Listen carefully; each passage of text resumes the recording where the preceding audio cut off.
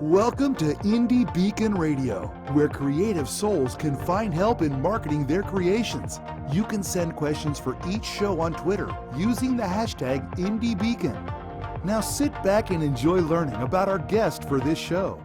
This is your host, award-winning author Charlotte Canion of the book, You Have to Laugh to Keep from Crying, How to Parent Your Parents. We are speaking with Dawn D. Milson. She's an author and a speaker, and she's also known as the real Steel Magnolia. Her book is called Invisible to Invincible. Welcome, Dawn. Thank you. Good evening, Charlotte. How are you tonight? I'm doing well. Tell us tell us a little bit about your background and about your family. And then I'll ask you to tell us a little more about your book. Yes, ma'am. Charlotte, I have 5 grandchildren, 3 children, grown children, obviously. I have been remarried for 21 years in February, but also I am a survivor of domestic violence, inspirational, motivational speaker, and victims advocate. Well, and it's probably what you've written about when you say invisible to invincible. And you probably empower a lot of people with that story. I think you're also known as the victims advocate. Now, tell us a little bit about, without giving away too much of your book, but tell us a little bit about your background so people will want to go out and buy your book. Charlotte, I am a survivor of domestic violence. I spent 13 years in a marriage where I was cut, beaten, and stabbed multiple times throughout those 13 years. It would take an elaborate escape plan in order for me and my children to escape safely and go into a women's shelter. And this has allowed me to use my voice for others and become, a voice in the life of other people. I have to ask you this. Did you get permission, or did you ask your family members, what if I share these stories? How is it going to affect the family? Yes, I actually got permission from my mother. I talked to my mother because I knew this would affect her highly, because I do go back into my childhood years in this book, Charlotte, because in order to bring about change, you have to go back and visit where it started. I felt that I lost my voice at a very young age as a child because of circumstances out of my control. We were taken from my mother, and my dad had taken us down to East Texas. And it was just an experience of, I was 3 years old and taken away from my mother and my brother, sister, and myself. And it was a situation where we lost our voice early on in life. And as much as Dad meant well for us and was trying to do good, he was raised with such strictness and such authority that for him, he was doing what was right. You've got to realize that back in those days, I am 58 years old. Back in those days, it was men really didn't know how to nurture and know how to love. So discipline and regiment was really our whole life. And we didn't understand. And so whatever a man said, that's exactly what I did. Well, and too, I do find out that within family structures, and especially when there's been some kind of child abuse, spousal abuse, or whatever, there's a pattern. It goes from generation to generation to generation until someone stops it. Yes. And I actually have a chapter in my book. So we do have a lot in common. Yes. Yeah. Yes. Well, tell us a little bit more so that it will intrigue people to want to come hear you speak or, buy your book. Yes. What actually Charlotte called me to write this book was God called me to write this book is I would be on the platform. I would be speaking and talking to people, and people would want to know more. They're like, Dawn, you have to write a book. However, the thing is I didn't have the tools. I have a voice. And, but God kept saying, Dawn, over and over, Dawn, write this book. Dawn, write this book. And I didn't even own a computer, actually. And oh no, isn't that interesting? And so I was like, God does get all the credit. But let me tell you this, in Genesis 50:20, it says this, you intended to harm me, but God intended it for good. What is now being done, the saving of many lives. God told me that I would be the face for all victims who can't be seen, the Very. voice for all victims who can no longer be heard, and the whisper in the ear of all victims who still have a chance to run. Charlotte, did you know that 20 people are physically abused by a loved one every minute of every day in the United States alone?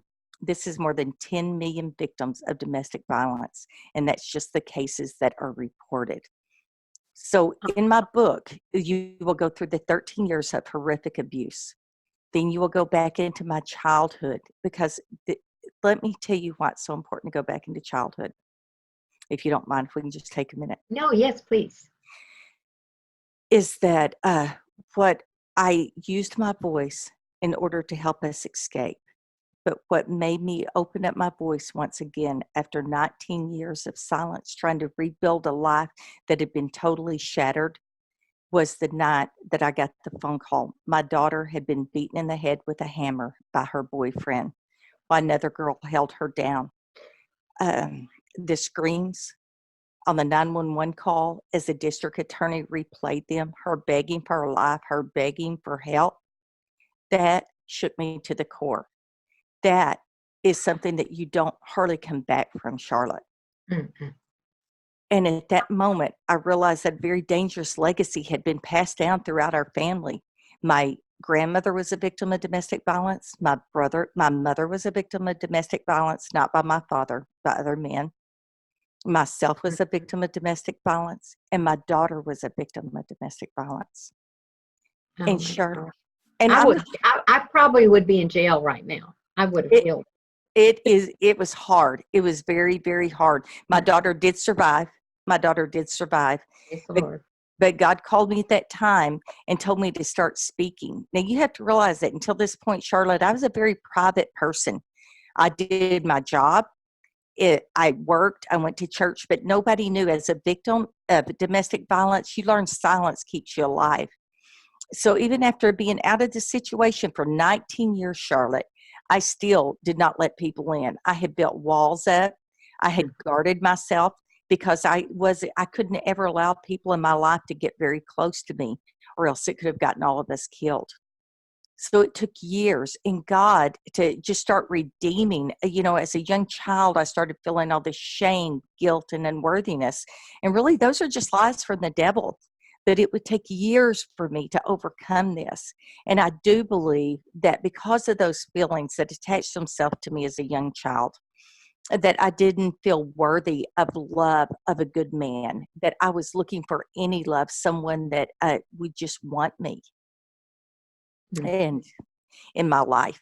And I think that love and control can look an awful lot alike. When they want to know where you are every minute, when they say that they would rather you be dead than anyone else have you, when you're a young girl and don't know, thinking, well, they would rather me be dead. I mean, that can be quite confusing when you're wanting love.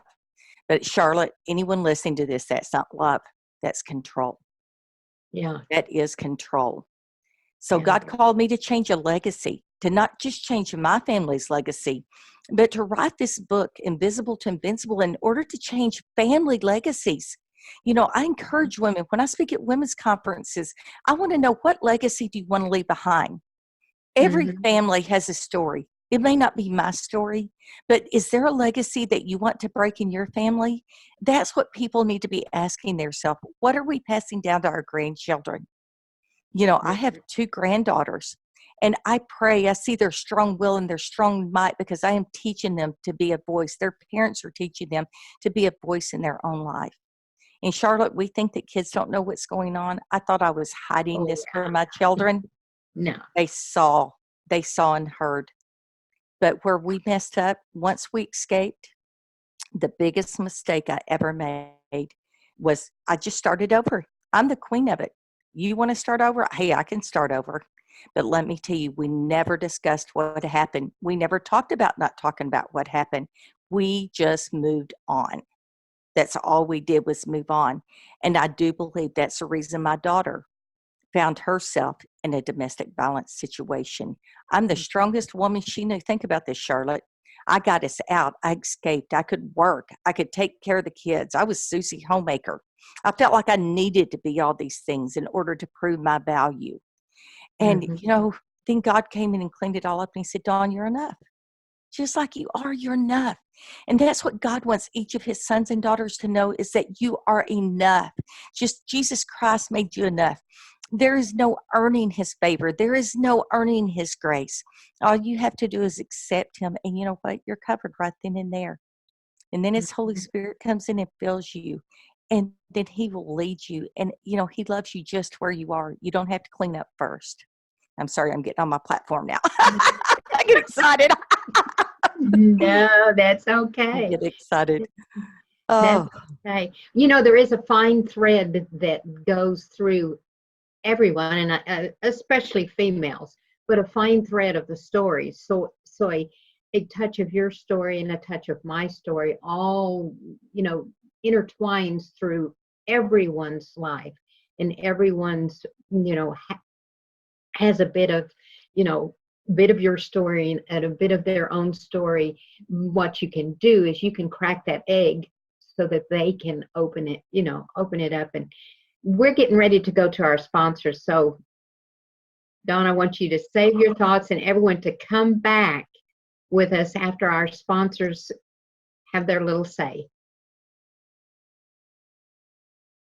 What started as a love letter to her son has become an international love letter for all parents to their children. Now you can read acclaimed author Shanalee Charbonneau's story to your children. When her son was very sick, she calmed him by singing her own song to him. She turned that song into the book, My Mama Loves Me, I'm Her Little Boy. She wrote 3 more magical books for all parents and kids 6 and under. Available at Indie Lecter, Amazon, and all local and national outlets.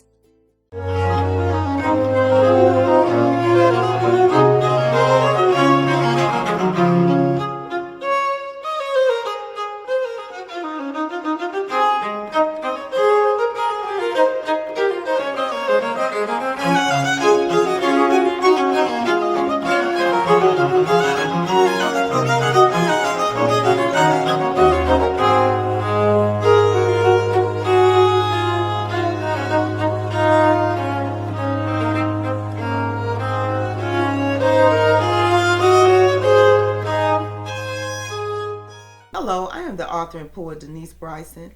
I am the author of The Things That Cross My Mind, Love's Reality, both in book and audio form. I am also noted as one of the best poets of 2011. I have 2 new projects coming up. One is the Blinky series, where Blinky tells us all about our coins and our bills for our children. I also have a book coming out called Say Ye. It's quotes from Denise Bryson, just inspirational and that will help you along the way. Thank you for watching or listening to this show. Indie Lecter is proud to sponsor this programming. As a thank you for listening or watching, we would like to give you a 10% coupon code that you can use on our bookstore at indielecter.store. Use coupon code video19. Again, that's indielecter.store, coupon code video19 for a 10% discount on any purchase. Thank you. Welcome back to Indie Beacon Radio. Don't forget to like us, follow. Welcome back. This is Charlotte Canion, and we've been speaking with Dawn D. Milson. She's been sharing with us her new book called Invisible to Invincible. Dawn has an awesome story. It touches all of our lives because everyone has some bit of her story in their families. And Dawn, you were telling us a little bit about why you wrote it and about your childhood. One thing that I want to reiterate is writing our books, especially if they're a memoir and they talk about our stories, because mine is as well, is we're actually a fine thread that goes through all of us because we're sharing our lives. And like you said, we become the voice of other people who can't. Yes. I have people that come up to me and they go, "Thank you for sharing your story about your parents," because I had the same experience. My dad was the military or whatever. And Yes. like you said, it's a legacy that we can change. We can have Absolutely. this not happen again. So tell us a little bit about, I know you wrote your book, and we know that books can be therapy to the person that's writing them, as Right. well as a blessing to those that are reading your book. Tell us how you went about, did you have a good editor? Did you have a good coach that walked you through it? How did you put your book together? And I know what inspired you, so I don't need that part of it, Yes. but how did you put your book together? Because there's authors that are listening to this and they want to know how to do their story. Charlotte, I'm glad you asked that, because the main thing is in the story is to remember what you're trying to tell. So much more has happened in my life, so I had to make sure that I knew the key point of what I was focusing on and not veer off that story, because there could be several other books in this series as well of different things that happen along the way. So my main focus was what do I want my audience to hear? What is this book trying to say? How am I trying to help people the most when they read this book? What is their takeaway? And the takeaway I wanted for them to get from this book is to, have their own voice in their life and to feel, to know they're not alone in this world. And so every sentence I wrote, every chapter I wrote, every section that I wrote I wanted it to be impactful. So that is when you're writing your story, what do you really want to say? What is it that you want people to take away when they read that book? And the biggest thing for me in my book is I wanted people to be able to go reference it when they're having hard times, to go back and go, wait a minute, I'm going to find strength from this. I can get through this. I can overcome this. So if you're trying to write your book, and if you're trying to find a starting point, you don't write it range and edit out. So that's what I would encourage authors to Yeah, do. and not, it's one of those things that, like I say, you and I have a lot in common. Mine is pretty much about my parents aging with dementia and Alzheimer's Yes. and Parkinson. But there was a history there that came out, and God does bless us. I have a forgiveness story in my book, and my dad literally told me he loved me more in the last 18 months of his life than he had my whole life. Wow. And we're Sure. talking, long time. Yes. But, it's rewarding, and it's also beneficial to those that read our books. And like I mentioned, before, that fine thread that goes through, almost everybody. Yes. You said that your mother had given you permission to share the story, Yes. and she had somehow your father had gotten you from the family. Did you ever resent your father? You said you loved your parents. Yes. But did you ever have that resentment you had to overcome? Yes, I had resentment, and I do touch on that in the book. I had resentment because I didn't understand. And again, I believe that is because people didn't talk. It was, the situation was what it was, and you accepted it. And so that's why I believe in having a voice in your own life and talking to your children if something's going on. Because I did have to learn to forgive and to overcome. And as the older I got, the more I realized that everyone was just doing the best they knew how at the time, and that they were young as well. And like I said, the only reason I go back into my childhood at all is in order to change a legacy and to bring about change to others and to let others find their voice. And did you recommend therapy, or speaking to have an advocacy group, or do you recommend that for people that have gone through domestic violence? Yes, ma'am, absolutely. And the one thing that I do like people to know when I'm speaking is that shelters have free counseling. It is, their phones are answered 24 hours a day, 7 days a week. Counseling is very important, Charlotte. I never received counseling. I did not know you were supposed to receive counseling. Again, we left and just started over. You would have never known that we had just fled for our life. You would, nobody that met us. I was working at a 5-star hotel at the time. And people would just never believe the life that we were living. And so I just put a smile on my face and move forward, as you know, I always did throughout my life. And I do believe that's why my daughter got into the situation that she did as well, is because we didn't get counseling. We didn't even talk about it. We just moved on. And that's the most dangerous thing a person can do, is not talk about a situation. Just keep it inside. That will fester. Yes, ma'am. Yes, Yes, ma'am. that will fester and cause stress, and Yes. can even cause people to Yes. die. Absolutely. Well, and you were talking about forgiveness is with you, you know, have we had to forgive people throughout our life? And even my abuser, I forgave him totally, because it holds on to a piece of you. He didn't get that power. He has passed away now. But as long as there's unforgiveness in your heart, God cannot bring you to your full purpose, as you well know, Charlotte. And so, you know, by not forgiving someone, you're hurting yourself. Unforgiveness is like taking a poisonous dart and shooting it at someone and expecting it to kill them, but it only kills you. Yeah, And well, I'm with you on that, because yeah, forgiveness is freedom. yes, freedom. I love it. Unforgiveness is that anchor. It, Yes. yeah, it will keep you there forever. And Well, yeah, go ahead. and then they still have control. If you have that anger, you're still allowing them to control your life. And I just choose forgiveness. God has forgiven me over and over. You know, I'm sure I've made mistakes throughout my life that I hope my children forgive.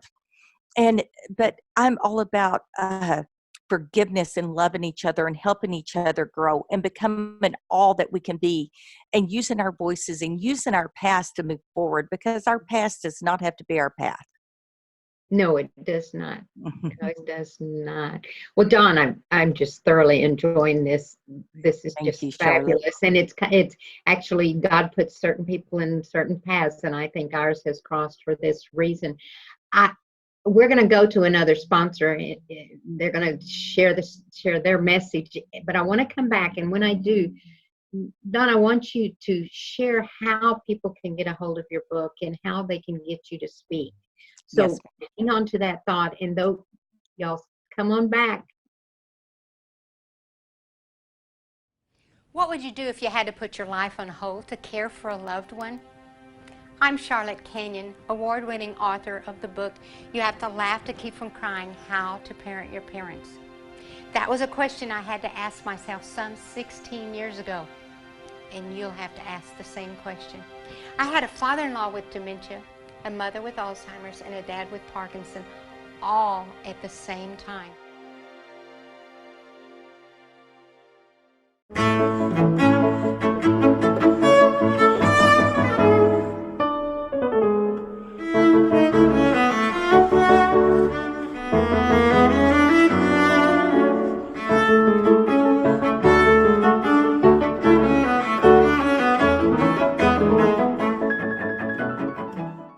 What would you do if you found out everyone on the town council were thieves and murderers?